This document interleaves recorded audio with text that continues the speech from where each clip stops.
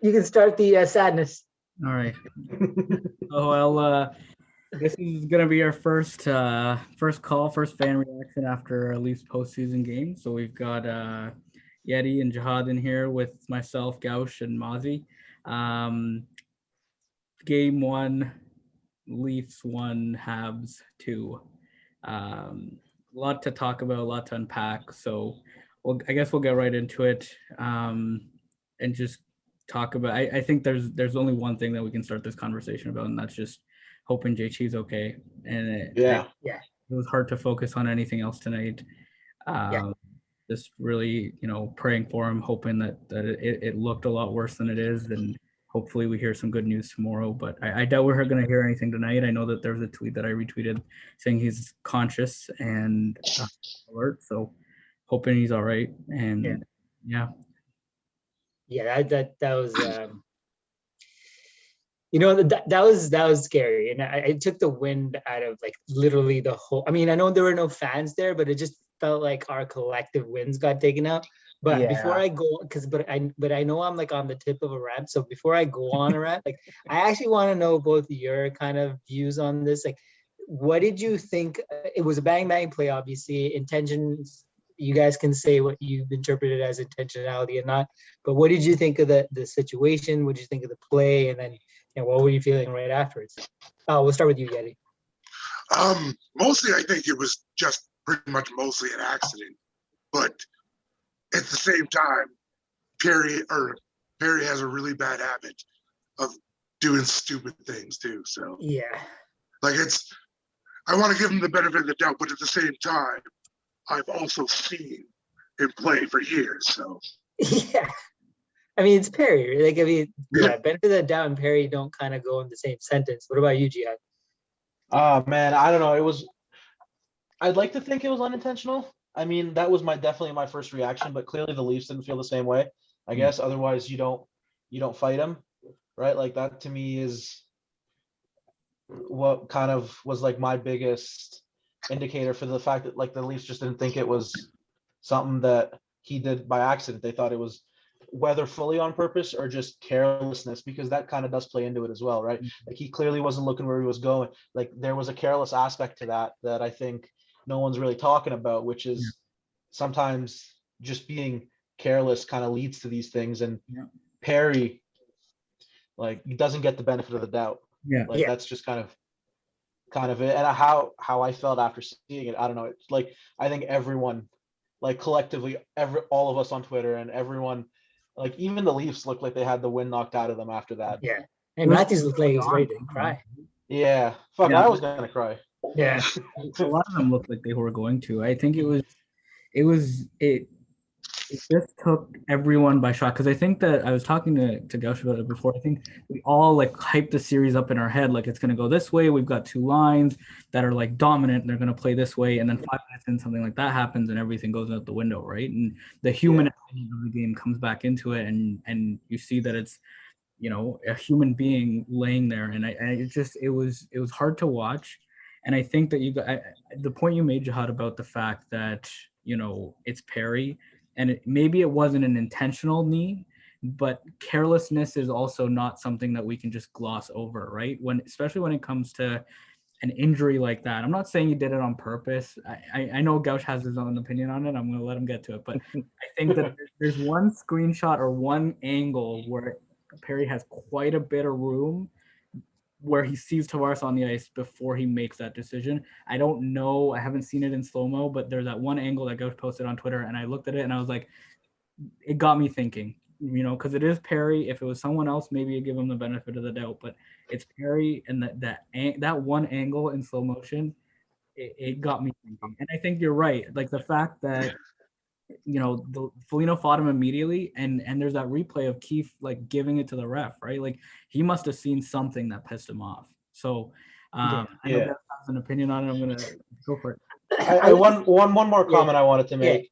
And to be fair though, they just watched the captain of their team get knocked. Like they might have been like a lot more emotional and reacted in a way that they might come out after this game. I haven't seen any of the pressers or anything and be like, oh no, it wasn't intentional when we saw the replay and everything, and there was no need to fight him or any of that. stuff, but like in the heat of the moment, they made a great point on the broadcast where Foligno only gets to see it once. Exactly. And he saw it in real time, and all he knows is his captain's lying there, tries to get up, falls back over, and like, holy crap, like, you know, this is our guy. And he has to go take care of Perry. I think whether or not it was intentional is irrelevant. I think he had to fight Perry there just to get the team going again. Yeah. No, I agree with that. And I think the fighting thing, like, I don't know if it proved it one way or another, just because I agree with you. Like, I think it was just more of a, saw it once, captain's on the ground, it's Perry, you don't really give him benefit of doubt, you go and cave his face in, right? Like, it just kind of, it's just the reaction, right? And I think it also stops everyone from taking runs at people the rest of the game, kind of like, because, and it was the same thing with the Edler stuff. Like, you had Simmons fight him right off the bat. Now, no one has to deal with this anymore. It's over. It's done with. You get back to the game, and it's a physical game. Like, it was a physical game, but like, you're over with this stuff. No one's trying to run over Gallagher or Toffoli or Weber or any of that. And then there's no retaliation coming from the Leafs on the other side for anything that happens after that, and it just kind of dealt with the whole thing from a hockey perspective, I guess. Yeah, I think it kind of squashes the problem right off the bat. But for me, like, right when it happened, initially I was like, you know what? Like, actually, initially I was incensed. I was like, all I saw was Perry and Tavares on the ground. I was like, yo, fuck these guys. It was all I could think of, right? And then afterwards, I was like, initial replay, I was like, oh, okay, like, you know what? I'm sorry, my lights off. I was like, you know what? That was pretty quick. That was bang bang. Like, that probably wasn't unintentional. And then I started looking again. I'm like, he looked up.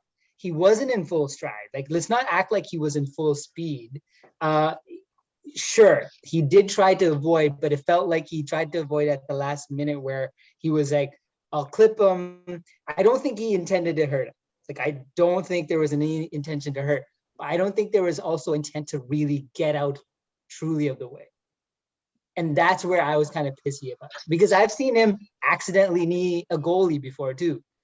And afterwards, you see the replay and you're like, that was not an accident. Like, that knee was really going after that goalie's head. I mean, how many times is he going to do it before it's not an accident, right? I think we're going to get angles of it that are going to make it look one way or the other. At this point, I think for me, where I'm at right now is I'm more focused on JT and just him being healthy. Yeah, for sure. And I think that the reality is that, like, go for it.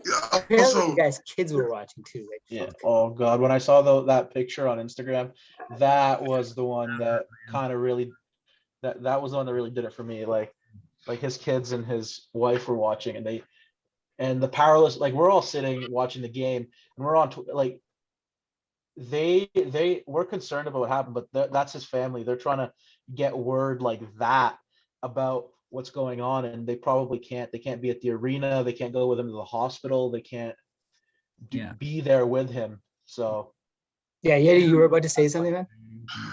I completely blanked, sorry. I have no idea what I was going to say, actually. The other thing I thought, and this is where I get so upset with people who go after Dubas, and like, I saw one guy, like, who was still going after Dubas in the middle of that. Like, does he wear a bag on his head? Pardon?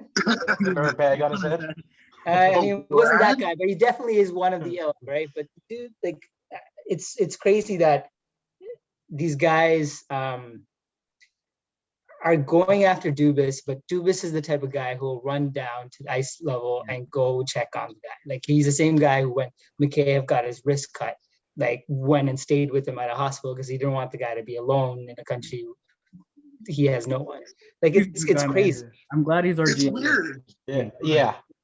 It's weird that they don't like Dubas. He seems like a genuinely nice person. Yeah. Like, I don't get why you would hate him. Yeah. I have a theory on that, but I do too. I think we all have our own theories on why. Yeah. Well, mine, I think I've seen it in at work in different settings, not where I am now, but like, I think he's the young guy, polished, wears glasses, knows how to talk, knows how to walk, and, like, you know what I mean? And then all of these older guys who've can never get to that spot but want to be, are just like jealous of where he is. Yeah, and they think they have a better idea of how the team should be built. Yeah, because they've been around the game for longer, even if they've never been around it professionally. Yeah. And they're watching this wonder kid, because that's how he broke out, as a 24-year-old wonder kid. Yeah. Just continue to ascend the same way like some people who are like earmarked for success at companies will ascend up the ranks when others don't, who might have been there for longer. Sure. And they see a guy like Mark Hunter, who's more like theirs, who's been there for a long time. Lou Lamoriello. Yeah, and they get upset about that. That's my personal theory on why that group of people. Yeah. So the funny thing about Lou Lamoriello is he named himself GM. Yeah. He was actually hired as a president. Yeah. Outside of hockey, outside the NHL. So he actually has a similar path like Dubas. Yeah. It's just they have different philosophies in the end. Yeah. Yeah. No, I think after 27 years, people are going to talk about Dubas, if he's still around as an NHL GM, as the old guy and as the old guard. And all the new guys that are going to be coming up then, they're going to be like, we got to get ourselves a Dubas instead of XYZ. Yeah. Well, it's not just about being old guard, new guard, right? The issue, it kind of relates, it's kind of mirrored in real, what I consider real life. Like I see this a lot when I'm marketing with a lot of companies where a lot of things changed in the last 10 years, where, things went from, it was operating one way for 30 years. Yeah. And if you were successful in business and you did that for the last 30 years, you were successful. And then all of a sudden, like this, it changed. Mm-hmm. And then there's a kid comes in, he's fresh out, his product sucks, but he's really good at how to market himself or how to brand himself. And all of a sudden he's doing better than you. And you're like, his product sucks. Like mine's is objectively better, but now this person's like, they're doing better. So then that gets projected onto sports, right? Like analytics is now hated on because it's this new thing that's completely changed every sport. Right. Well, it doesn't really help that all the analytics guys on Twitters are douchebags. Yeah, that's true. Yeah. and like that's the other thing with all of they can be really annoying and self-righteous and pains in the ass to like talk to and like have dialogue with. And I think that really doesn't do anyone any good. 100%. I think especially when there's a gap in like where you're at, right? Like if you've got like this old guard that is very much into the eye test and then they don't really understand analytics, and then you've got these young guys that understand analytics and they're like shoving it down these old dudes' throats who don't understand it, and instead of like being kind about it and teaching them and like bringing them into it, it's like, you're an idiot because you don't know this. So like, let me talk because you don't. They also sometimes say, "Fuck the eye test. This is the truth."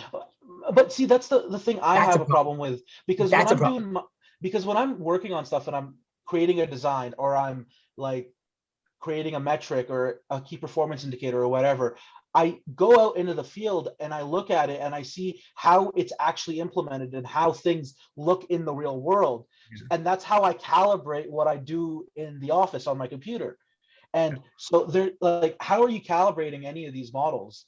At the, like, it's like, if you're just going off of my model is right, everything else is wrong, then there's really no middle ground to be like this, like, oh, Mark Foligno is better than, or was it Nick Bonino's better than Patrick Kane? Yeah. Oh yeah. Like if that's how you evaluate talent, then like, without any justification other than my model says so. See, the thing with all the analytics is it's a tool. And the problem with the people who are all analytics junkies is they make it the end all be all of player evaluation. Like just earlier today, someone posted something with Jake Gardiner and his stats to Morgan Riley and his stats. Yeah, maybe those stats are indicative. That might have been me. I did that a couple days ago. So the stats, what they showed was Jake Gardiner was so much better. Look at all these blue bars going upwards and Riley's are like this. But at the end of the day, on ice, it wasn't like that. You watch Jake Gardiner. I'll be honest. I don't know if we want to get into this, but Jake Gardiner. I'm not going to even go off the numbers. But before he got injured, I would have taken that Jake Gardiner in the playoffs before he got injured over Morgan Riley any day. I would have taken healthy in his prime Jake Gardiner over over like the last. No, Wait, are you talking about No. current Morgan Riley or in what we consider his prime Morgan Riley? Well, okay, I'm sorry. Morgan Riley shoots 3% his entire career. He has 1 year where he shoots 12%, puts up 20 goals, and all of a sudden this guy's a Norris caliber D-man. When he's shown no inclination to ever do that before or is ever going to do that again, while consistently blowing his assignments in the defensive zone. Like, it's a miracle TJ Brody is so good at playing 2-on-1s because he needs to play a lot of 2-on-1s. Well, that's how you get good at it, practice, man. He's just but going back to the Dubas thing, just to kind of tie the bow on that, a lot of people reference this thing that he talked at this talk he had in 2015, where he talked at this MIT conference.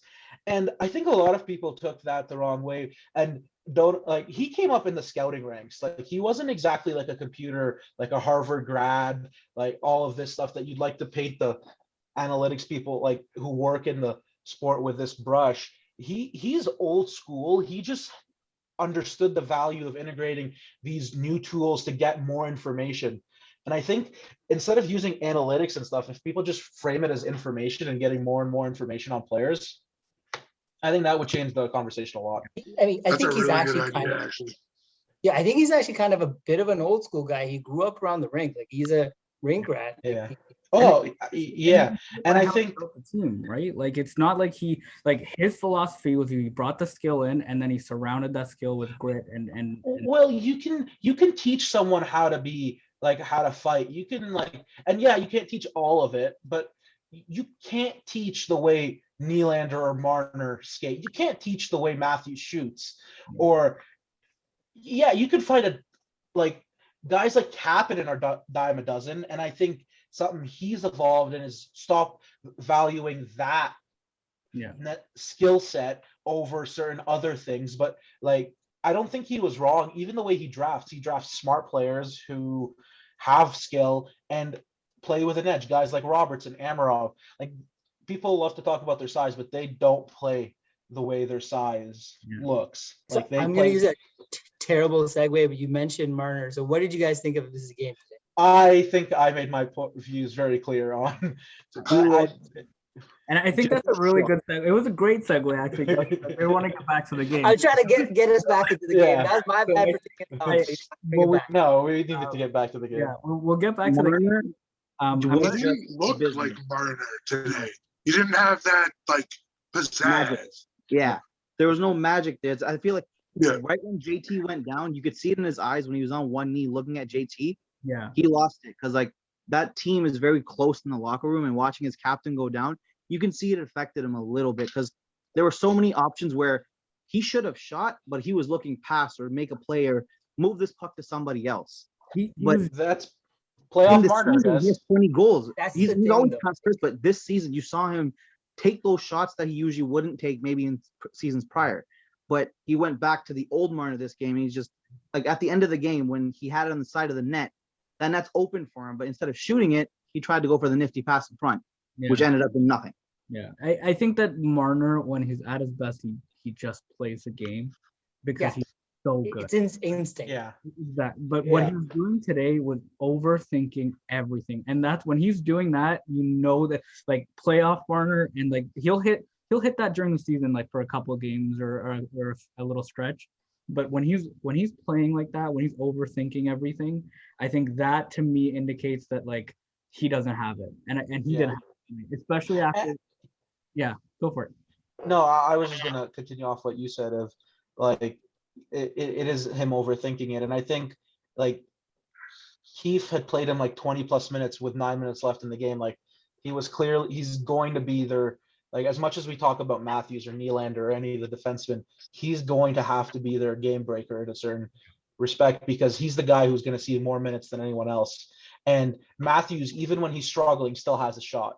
Yeah. Marner needs to be at his best for this team to really do anything, because when he's playing fluid and creating chances, he opens up chances for himself and for other guys. I think the biggest issue with the Matthews line tonight, they had a great expected goals and they were driving play, okay, but Marner wasn't opening up room for Matthews. Yeah. And I think that was just kind of the big difference on that first line. Yeah, I mean, it's like what Yeti was saying. Like there was no pizzazz, but it's also like Marner's game is predicated on his eyes, his vision, his intelligence, right? Mhm. And if he doesn't have that, like he's not physically overwhelming you. Whereas Austin can have an off game and just get a shot from the point, Yeah. and he'll sneak Like in, physical, or he'll yeah. get one off the wing, Like, and he'll just roof it on you. Like Yeah. it's just Yeah. any which move. Marner, Sorry, go ahead. Marner always has trouble like entering the zone on the power play. Why I don't isn't know why they Nylander keep doing going it? back to him. I'm Yes, going to what to lose my do? mind. We could do a separate video on this alone. I do not. No, but I don't care. let him finish his thought. Let him finish his thought. 'Cause Yeah. I agree. No, go ahead. Yeah, you finish your thought. No, I say like I don't understand why they don't use Nylander, because even using simple eye test, he decked it in a lot more than anyone else. Oh my God. It's just the fact that it took until the last 3 minutes for them to actually load up that first unit and put Nylander on there was mind-boggling. They have been abysmal this whole season, not the whole season, maybe the latter half. But then they decide, you know what? First power play, even though JT's gone, let's just put Thornton there and make Nylander sit in the back and play with who on the second power play unit. I don't get it. Every time they go with Nylander on the power play unit, his zone entries are better than almost everybody on that team. He should have been on that power play every single time, especially with Tavares down. When Tavares isn't here, that second unit doesn't have the 1-2 punch of Nylander Tavares. Yeah. Load up the first one and go all in.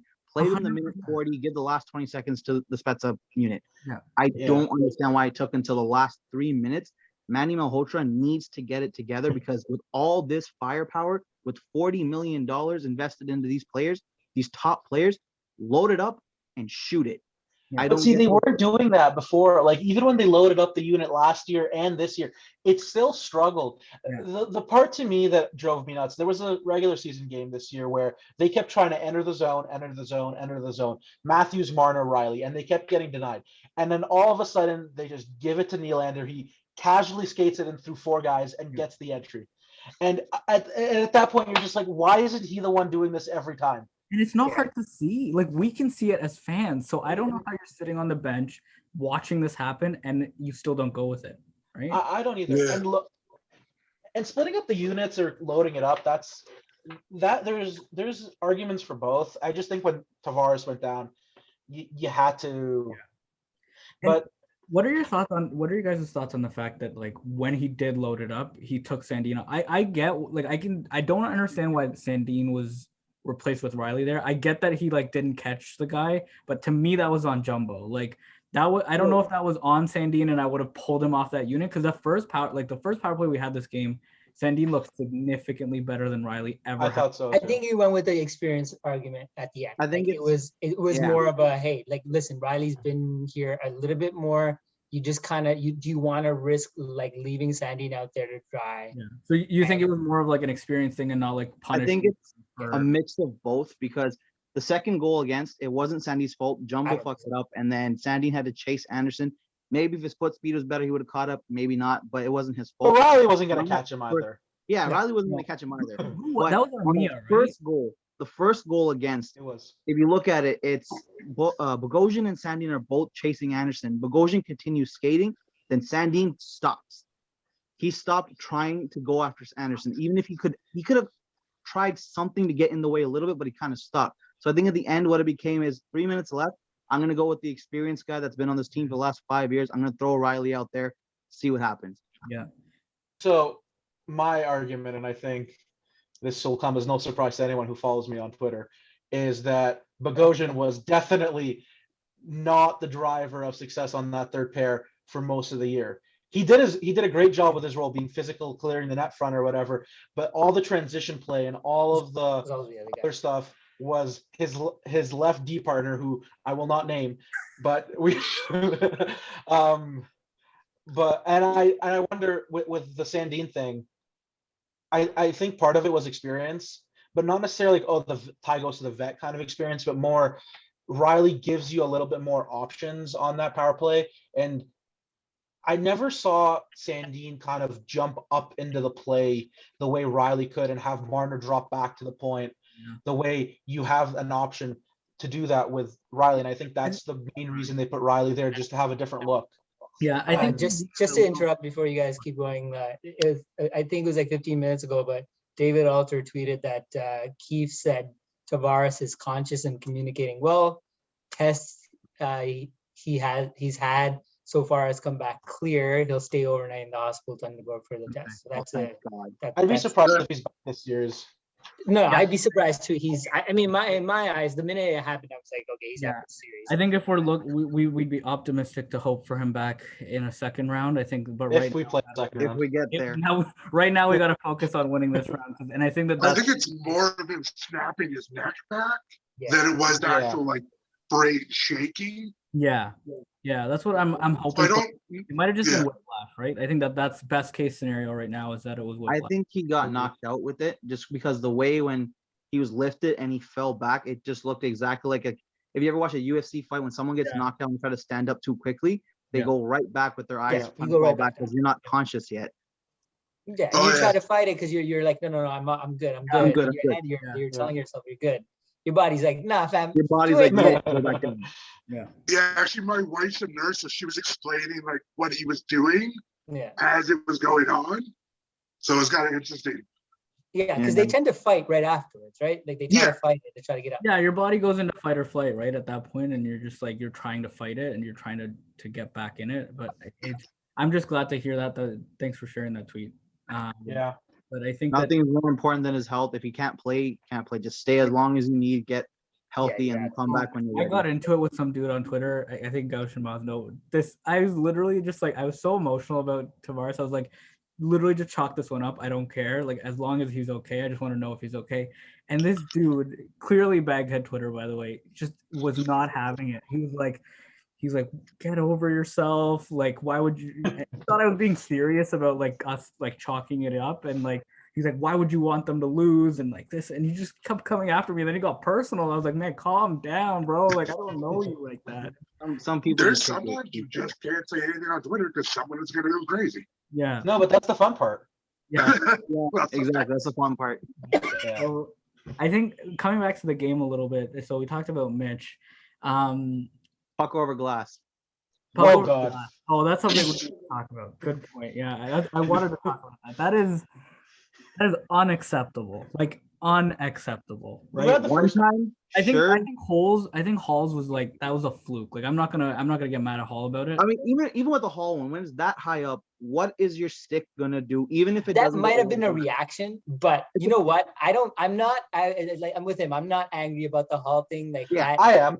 It's the playoffs. I stopped giving them the benefit of the doubt. Yeah, fair enough. Why is that actually a penalty? A deflection now? That's still technically. It should be like an icing. Yeah, that you can call that an icing, but deflecting it out, you can't be telling me that he intended to push it out, right? Because the rule is if no one else touches or makes contact with it, and you're the player tossing it out, then I guess because you didn't tossing it out. Like it says you have control. Yeah. He had control for the half second he touched it. But Marner and Nylander Nylander's unacceptable. That is Marner's was bad. Nylander's was even worse. He just saw a body behind him and said, "Fuck it, I'm get rid of it." And you know what's funny is that before that play, Nylander was probably like outside of Campbell. Nylander was my player of the game. Like he was super engaged tonight, physical, like scored the goal. Like that was as much as you can ask for him. And then he made that play, and I was like, "What?" Like, I was like, "Well, great. There's what all Baghead Twitter needs to like. They're gonna grasp on this, completely disregard the other 59 minutes of the game." And I'm like, great. We're just gonna have to sit every here time defending Nylander makes a mistake, that's the first thing that pops in my head nowadays. Like, oh, here's what they're gonna grab onto for the next 3 weeks. Yeah, it's but it was not acceptable. I think as much as we like, and I think it's a big reason and had a huge influence on the game with JT's injury. I still think we should have won this game. Like we were the better team. I think outside of the first, like I think for most of the first after the injury, it looked like they were kind of like putting it to us. But I think that in the second and the third, we were the better team. Price made some decent saves. The only one I can really think of that was like a 10-bell save was the one on Marner.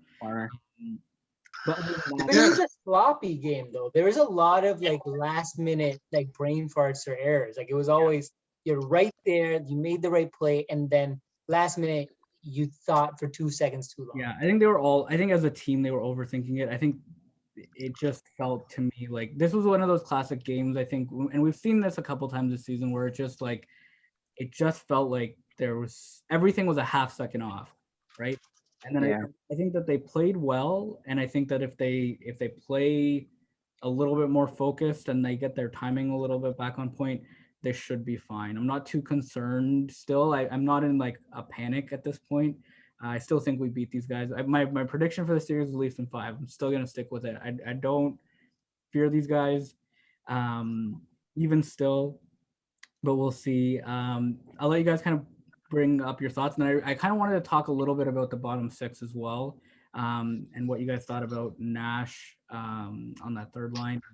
Maybe even we can talk, like, segue that into what your lines are going to look like now with JT probably out for the rest of the series. I mean, I think with the injury, then at that point, having Nash in there kind of looked kind of shitty because you had no one really to move up other than Thornton, and it just looked like a mess, right? Like he didn't really have the right fit to move up. So I think the injury really made the line choices look bad. I completely got the logic going in, but there's gonna have to be some changes, obviously. JT's such a huge part that the second you take him out mid-game, it's just everything goes to shambles after the first line because you're trying to figure out who meshes well with what, who fills in the second line role. It's just everything goes to shit. I think for next game, it'll be a lot more composed because they'll know what they have going in, barring another injury. But I think Nash looked as good as he can. He was on the ice, and they never really said his name. And for the shutdown role that they brought him in for, I guess that's all you can ask for, to be honest. Yeah, and the penalty kill was probably one of the highlights of tonight. I mean, he's supposed to be low event, right? He was low event, so. Yeah, it was exactly what it was expected. Power plays nowadays because our penalty kills are so much better. Yeah. Our penalty kill's been good all year round, really. It's only been the power play that seems to start off well and then decides it's taking vacation for the next 6 months. Yeah. At this point, it's not on vacation, man. It's in jail. Oh, yeah. Like, yo, it's solitary confinement. It's just like sometimes I'm like, I used to be happy when we got power plays. Now I'm just having anxiety. The fact that Matthews won the Richard with the power play looking like this is another just astounding fact. If we had a good power play, I think he scores 50 this season. 50 and 50. Fuck. I can see it. Jihad, we can't hear you. I think you're. Yeah, I think you just muted yourself. Or your headphones disconnected. Nope. Oop, Yeah, sounds like my dog is getting ready to destroy stuff.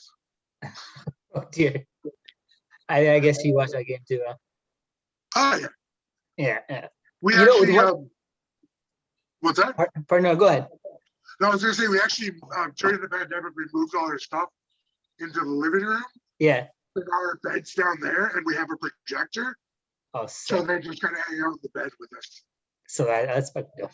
And I got to watch on the giant projector. Are you good now? So Yep, you're good. Okay. That's dope. Honestly, anything on a projector is dope. So about the bottom 6, I actually really like Nash's game for the most part. I thought his first couple of shifts he looked a little off and probably just getting his legs back after not playing for I don't know how long it was. April. But yeah, so I mean, I thought he looked pretty good. You didn't hear his name, and that's all you could really ask for from a shutdown player. Like if I'm talking about Nash, there's probably an issue. Yeah.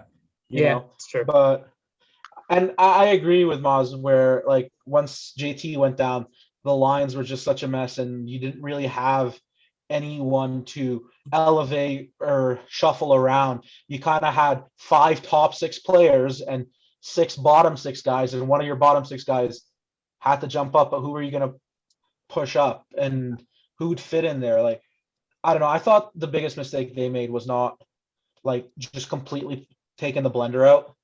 Yeah. I think maybe Spezza coming up would have been interesting instead of Thornton. with some speed, right? Or even Simmons, like I wouldn't have minded that. Maybe move Foligno down to the third line. Like I think they could have, like you said, Jihad, like pulled the blender out and just like played around with it, right? Like I think Jumbo stays on the fourth line. I just feel like he doesn't have the foot speed to keep up with like the top three lines. And then I think that you could have moved Spets up to the third line or Simmons up to the third line, and then even pull Mikheyev up to the second. Just play around with it, do something, right? Yeah.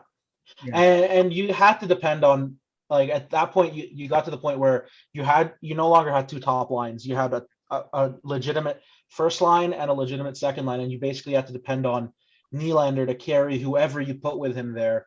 And so you have to tailor that line to fit well with him. Give him a shooter, a second look as a shooter, and I don't think they did that. I think Spezza would have helped with that. I mean, I think getting Galchenyuk in there for the next game will definitely help with that. Yeah. We're getting really good at these, eh?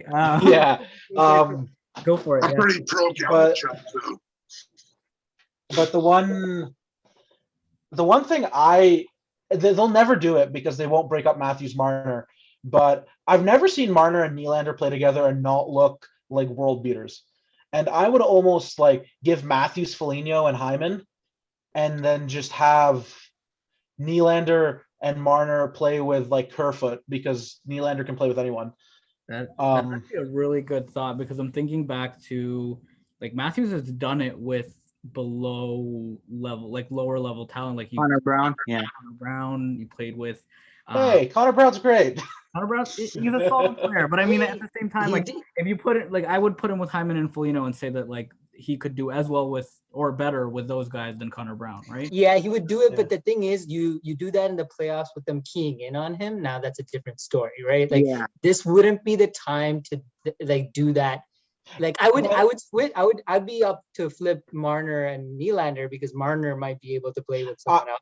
I wouldn't, because I think Nylander drives the line better than Marner. No, for sure. I do agree with that, but if you can't find the right guy to pair with Nylander can play just as well with Matthews, I think, as Marner. But here's where I think this actually really works out well for the Leafs. It's because the Denault line is going to draw the Matthews matchup, right? So you have Matthews with two relentless forecheckers, and they might not score much, but if you've drawn that matchup, now you have Matthews and Nylander and Marner together to play against the Suzuki line.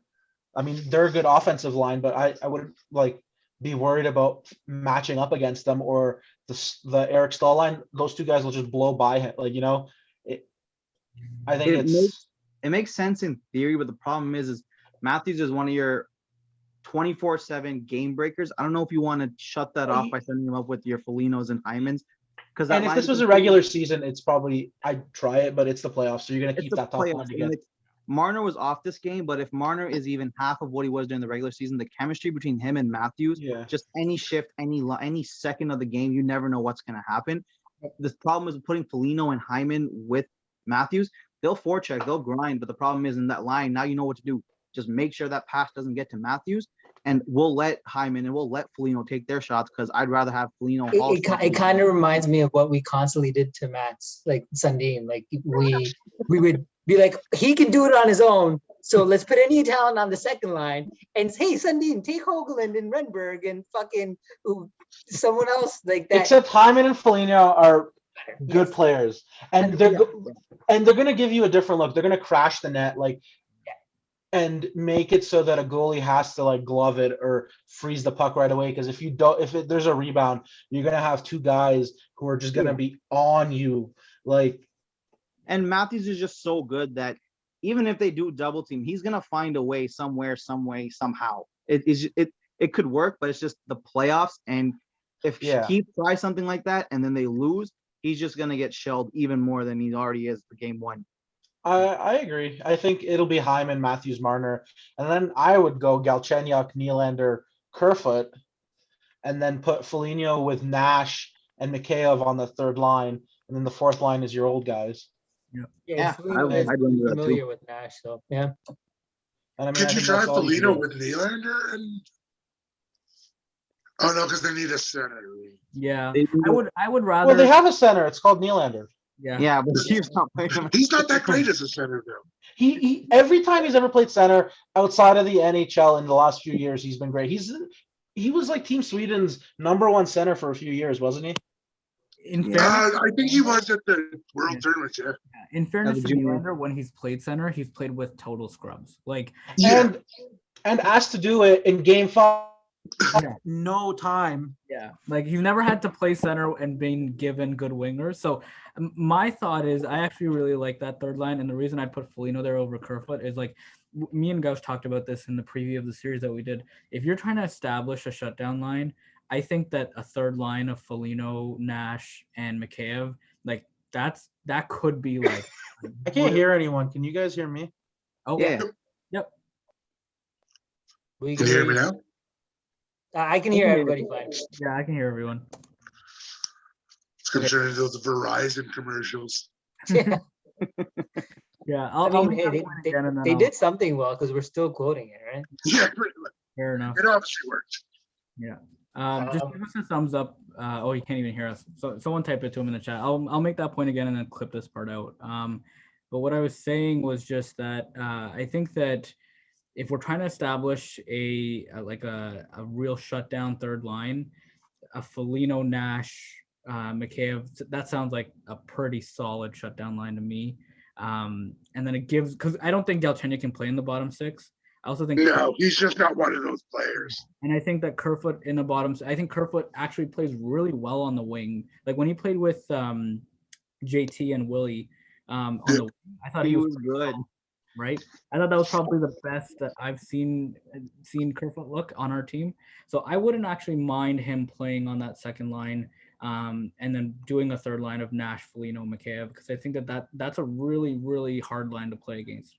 See, I don't know if Keith would want a shutdown line though, because who are you really trying to shut down on the Habs? Yeah, Their It's more second about line. finding who goes well with each other to provide them the most offense, because this isn't a series like you're playing against Colorado where it's like, oh, McKinnon, Landeskog, Rantanen, we got to shut them down, put these guys together, but hard to play against. You look at the Habs roster, and it's like, are we really going to try to shut down? Yeah, but pre JT injury, right? Pre JT injury, you actually wanted to have a shutdown line because you need to get Nash reps. You need to get Nash reps playing with whoever he's going to play with if you're going to treat him as a shutdown line, because we are going to run into one of those teams if we make it anywhere, right? If we don't get so something. I think you're kind of projecting ahead. Yeah. I think the other thing. Go for it, John.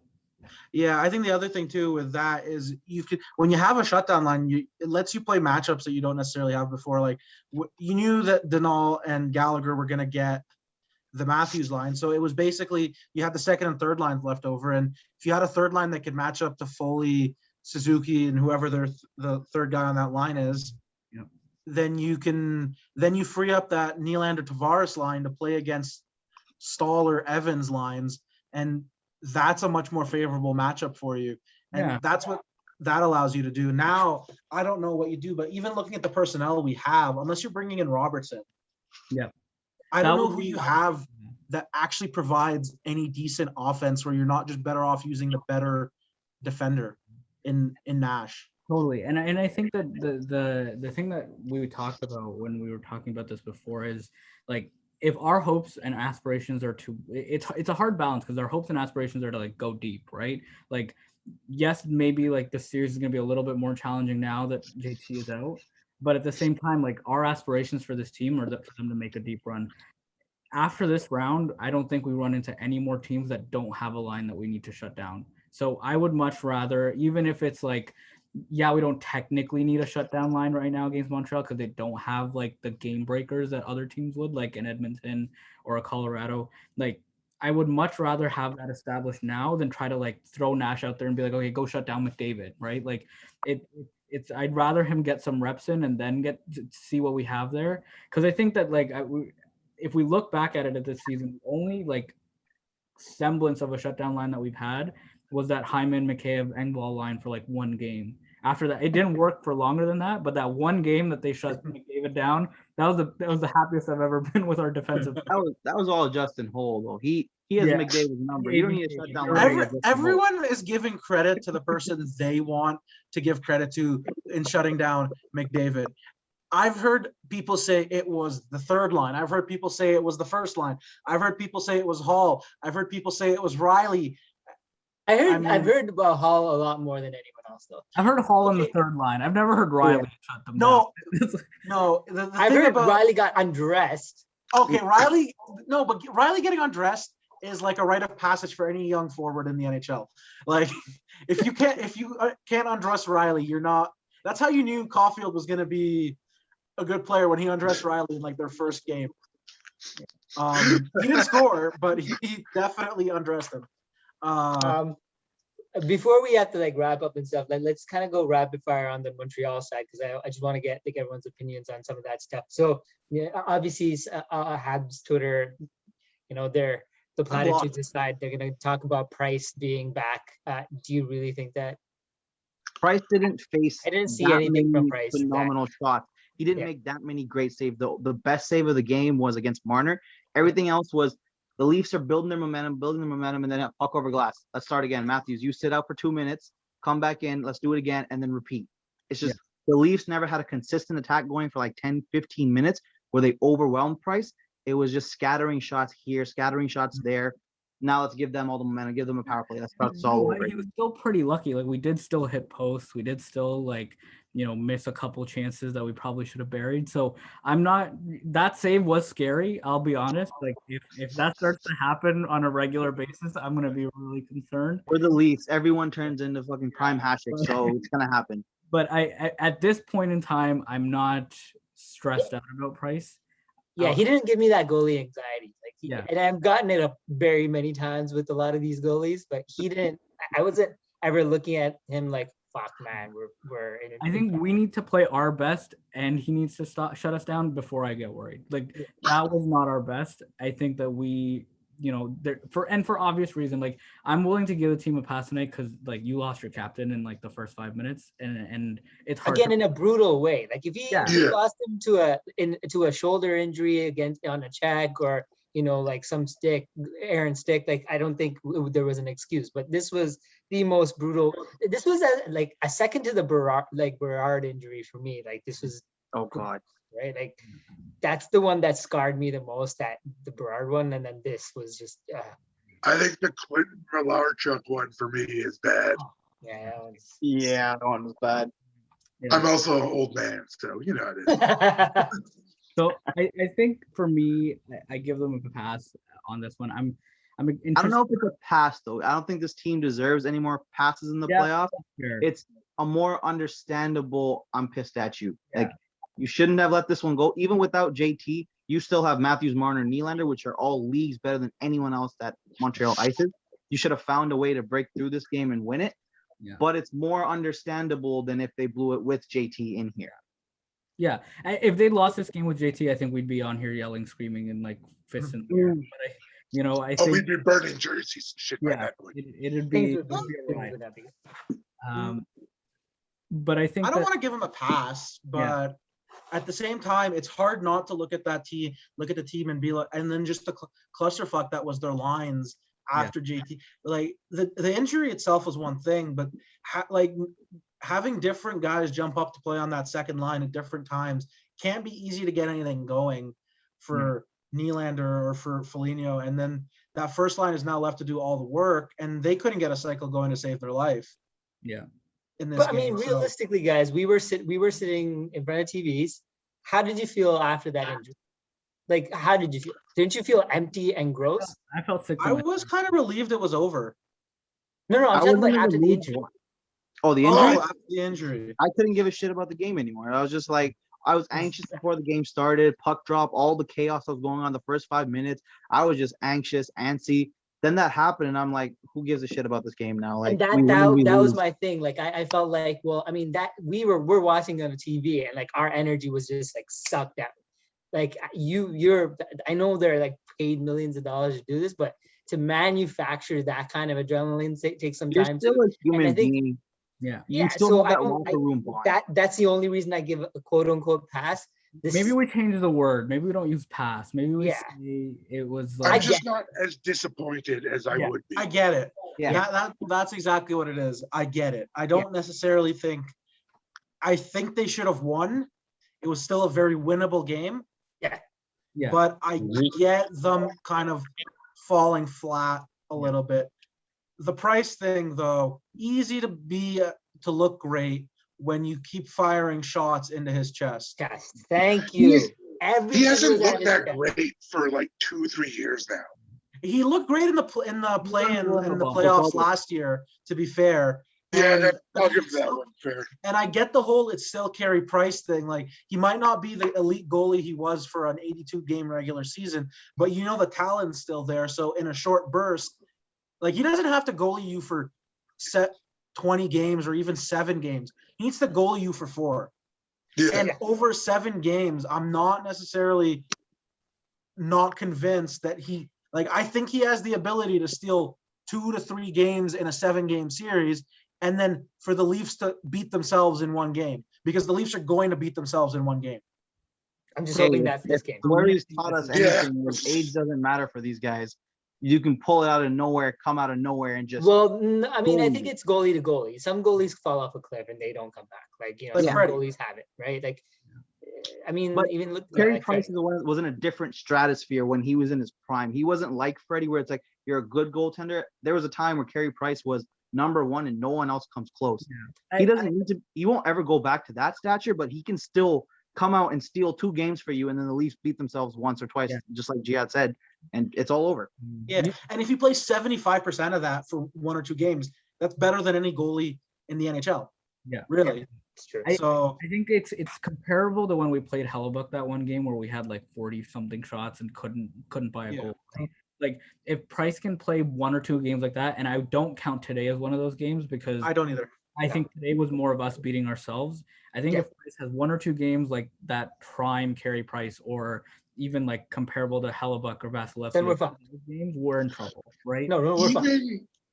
Even when Price is playing his best, once you get a goalie that's like playing like that, if you can get 1 goal in, it generally opens it up. Yeah. Luckily for us, Nylander and Matthews own Price, so we have that going for us, even if Price is on his A-level game. Yeah. But I'm just begging and praying he's not. Well, one of the things that needs to happen is you got to get ahead of the Habs, right? Like, if you get ahead of the Habs have to completely disregard the game plan of trying to, throw every body part at you, and they have to actually try to score, right? Instead of trying to fluke a goal. When they're trying to score, they actually make a ton more mistakes, and you're trying to go into transition, you can bury them, right? But if the Habs get the first few goals, then you're trying to fight a bunch of body parts flying at you, no calls going one which way or another, and then it gets a little iffy, right? And then a good goalie can really get into your head. Yeah. I have a question about the Habs. Fuck them. Be honest. Was anyone really surprised Anderson got the first goal? No. And I saw him speed in, I saw him shoot and score, and I'm like, yeah, of course it's fucking him. The second I saw him skating, I'm like, he's scoring. And of course it's fucking him. It's every time we play Boston and Marchand scores, I'm like, yeah, who else but that rat? Like, it's just But Marchand's a good player. Like, he's a good player. Like, Anderson's not. Like, no, but Anderson it's just everyone that Leafs Nation hates with a passion that's a rat to us is always the one that has to put the dagger in, and you're like, yeah, fuck off. I was honestly happy wasn't playing, because I thought he was gonna bury us in this playoff. Like, we might have beat them, but he was gonna be a pain in the ass. Yeah. It's just the way our shit's written. Yeah. Okay, so during this game, outside of obviously everybody's opinion on Price, was there anyone on the Habs that stood out to you in a positive way? And was there anyone on the Habs that stood out to you as a great liability for the Leafs to go after? We'll start with you, Yeti. I actually think Kotkaniemi was, I butchered that, sorry. But I thought he was actually involved quite a bit. He wasn't playing. I thought he wasn't on. Yeah, I don't think he played today. He wasn't playing. Wow, then clearly I misheard someone's name the whole game. You're probably Armia? Then not Toffoli. Maybe Toffoli was playing. Maybe Armia? Oh, God. Sorry. It's Lehkonen that I'm thinking of. Lehkonen did play well. Yeah. Lehkonen actually did. Sorry about that.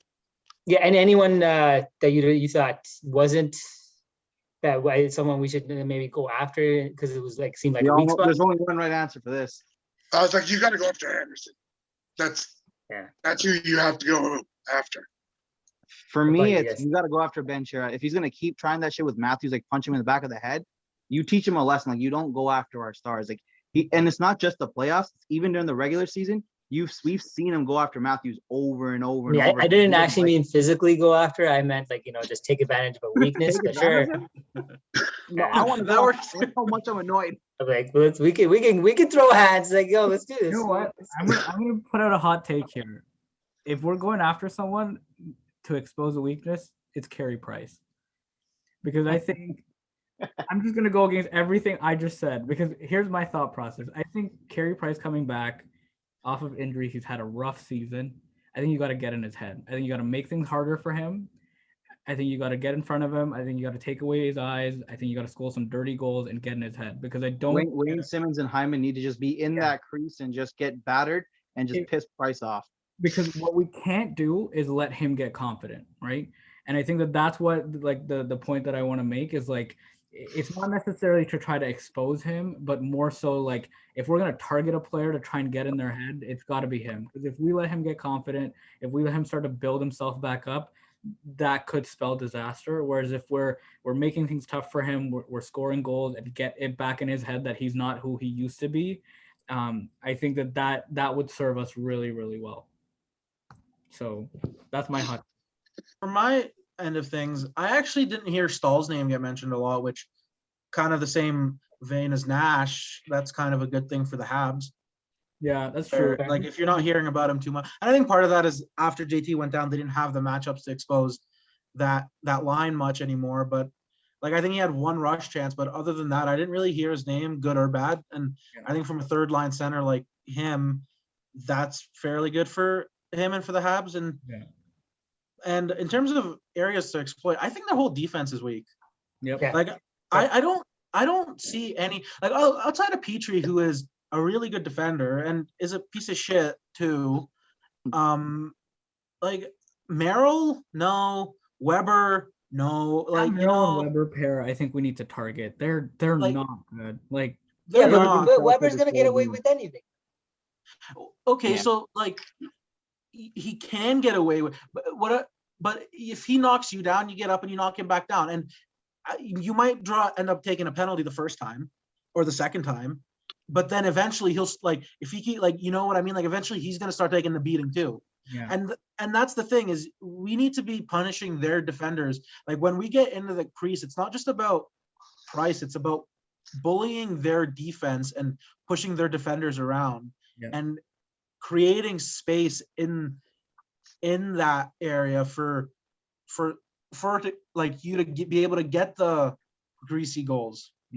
Yeah, I thought there's two moments. I thought there's a point where we were going. There's a shot on net. Price, gloved it, waited for the whistle, and the Leafs players kind of just veered off. Whereas I saw the Habs consistently come in, skate right up to the goalie, either spray him a little bit or just get up in his face. And I'm like, I'm not saying the goal a little bit and get in. I want to get in his space, right? Like just make him a little bit more uncomfortable. Introduce him to a little bit of Toronto real estate. I think and I'm with you guys, and I think that what maybe we can talk about now is just flip that to the Toronto side. Is like, what was your highlight for tonight? I know there wasn't many, but was there a player or a specific part of the game that you really liked? Jack Campbell. He looked confident. He looked first playoff start, and he looked absolutely beautiful, confident. Like both those goals, you can't really blame him on. That's the Freddie argument, but just he looked phenomenal. When the Leafs needed a save, a stop, he was there. The Leafs just didn't bail him out enough. So the thing with the Freddie argument is he doesn't make those saves, and then he gives up goals like that, and everyone's like, "Oh, they weren't his fault." There's a difference when you make the save and then you let one or two in, and it's like not your fault. Yeah, sorry, and that was Jack Campbell today. He made a bunch of saves. He kept the Leafs in it. That was a 1-goal game until they let the shorthanded goal in. He kept them in it, and I have no worries that Jack Campbell's going to be just fine moving forward in this series. I think he was the brightest spot aside from Nylander. And in terms of people who need to step up, it's just Marner. It's not that he was terrible today. It's just he wasn't Mitch Marner. Yeah. And we need Mitch Marner to be Mitch Marner, because if he is, then there's no stopping this team. Yep.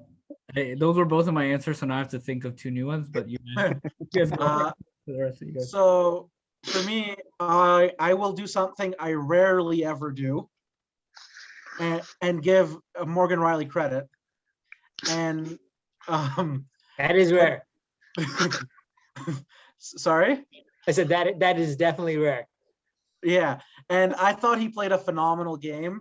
Yeah. I think if this is the Morgan Riley you get in the playoffs, then he's going to be just fine playing 25, 27 minutes a night, like in all situations, being leaned on as that horse for them.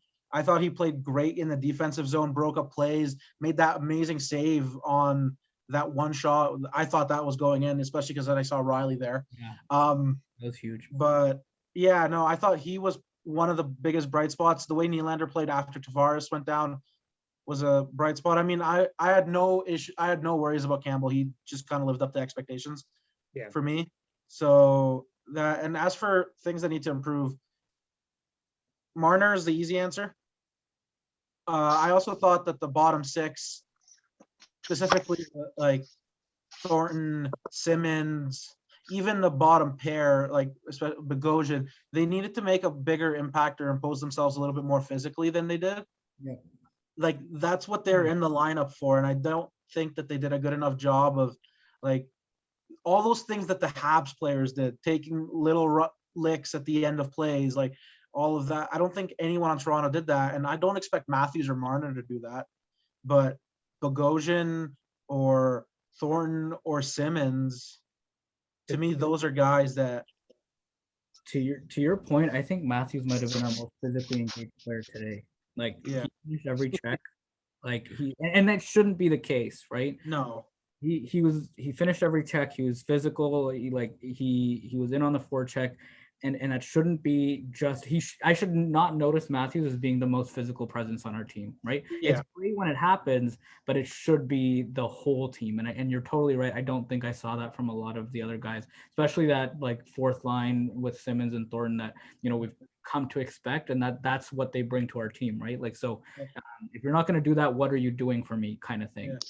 Question for you guys, actually. Do we think Sandin's playing game 2? I think Dermott comes in for Sandin. I think so. I think Dermott might. I don't know. I kind of want to see Dermott come in for Bogosian. That's a good question. I didn't think about it, but I think I don't think Bogosian comes out. I think Sandin's coming out and Dermott's going in. I actually, as big of a fan of Dermott as I am, I wouldn't take Sandin out. Like I think when he brings on the power play and everything. But I just personally think Keith's taking him out and putting Dermott in. Yeah, I think after the game, like I don't think they had a great game at 5-on-5. I didn't see Sandin really play. How many minutes did he play? Because I didn't feel like he was on the ice very often. I mean, that goes for a lot of the players, to be honest. There's a lot of times I was just like, I don't. But for some players, that's okay. Yeah. Muzzin, Hall, Brody, the third line, the fourth line, sure, whatever. But like a guy like Sandin, I want to be looking for him on the ice all the time. He played 15 minutes. Yeah, see, like he didn't feel like he played 15 minutes. I mean, he had the second lowest total above Bogosian. To be fair, I think the same 5 minutes for the last 4 minutes of the game. That might be what it was. Yeah, like I think there was a point where they put the timers up, and Hyman had already been out there for 3 minutes, and he still played the last minute. And Riley, Marner, and Matthews didn't get off the ice from like that 3:45 mark. They didn't move off that ice until. I don't even think Riley changed in the last 4 minutes of the game. He was skating back for an icing, and he was so gassed. He was reaching out with his stick to make that red dot. He just had his stick, and he's like, hopefully he touches the red dot. I was half expecting him to throw the stick like this counts, right? Yeah. Yeah. I don't know if he'll come out or not. I don't know. He brings so much to the power play, and I thought he was great on the first couple. You know what? After you mentioned it, I think they keep the defensive pairings the same. They just switch up the forwards, I think. Yeah.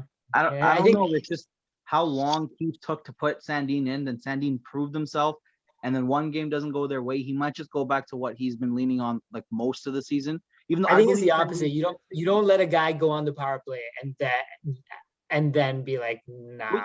Well, they did that with Robertson, right? It's like you put him on the power play last playoffs, and this year he played, got hurt, then you didn't play him after he got healthy. It's just you go with what you're familiar with, and I think he's more familiar with Dermott than he is with Sandin. Yeah, but the difference I don't know is if he trusts Dermott the same way. I don't think he does. I don't think he trusts. And that's the Dermott. problem I've had all season with him, is it doesn't feel like he trusts him at all to play any sort of important minutes.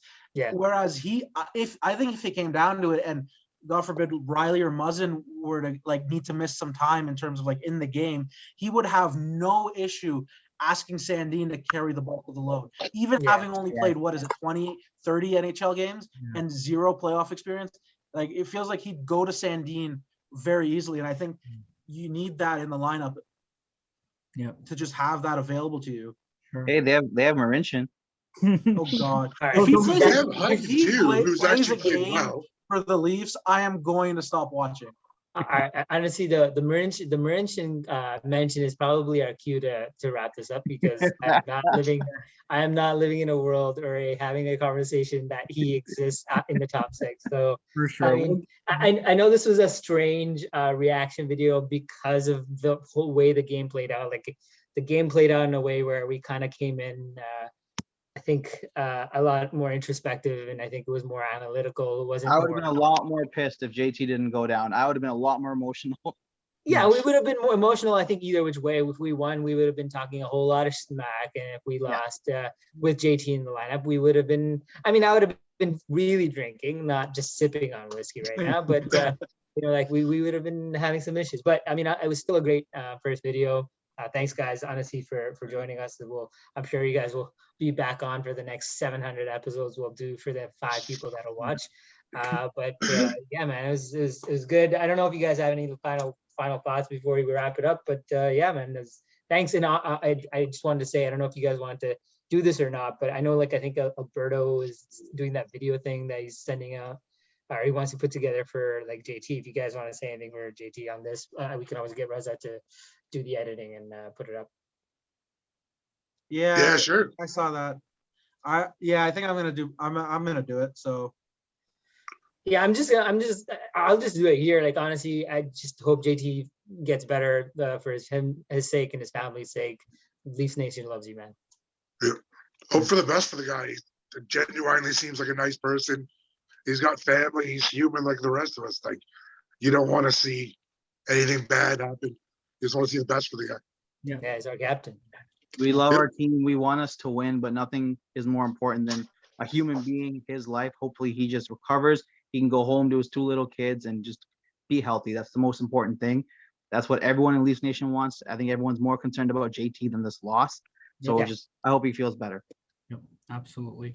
Yeah. So I think just to wrap up, I think that, our original plan for this was to do quick 5-minute videos, believe it or not, just with each individual person to get their take on the game. But I think the way today's game played out, I think this made more sense just to have a conversation about how things went.